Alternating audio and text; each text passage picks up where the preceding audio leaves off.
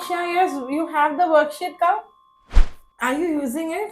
Yes, love this worksheet. எங்க ஆல்ஃபிக்ஸ் கிட்ஸுக்கு இந்த ஒர்க்ஷீட் ஏன் பிடிச்சிருக்குன்னு உங்களுக்கு தெரியுமா? 4 reasons இருக்கு.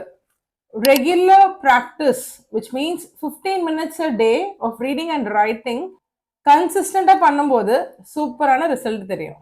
ஸ்க்ரீன் ஃப்ரீ லேர்னிங், அன்னெசரியா இந்த மொபைல் டைம், இந்த ஸ்க்ரீன் டைம் எல்லாமே இந்த மாதிரி ஆக்டிவிட்டி ஒர்க் புக் பண்ணும்போது நல்லாவே குறைஞ்சிரும். கிட்டோட அண்டர்ஸ்டாண்டிங்க்கு ஏற்ற மாதிரி லெவல் பை லெவல் அவங்களுக்கு கொடுக்கறதுனால அவங்களாவே அவங்களோட ஒர்க் ஷீட்ஸை பண்ண முடியுது.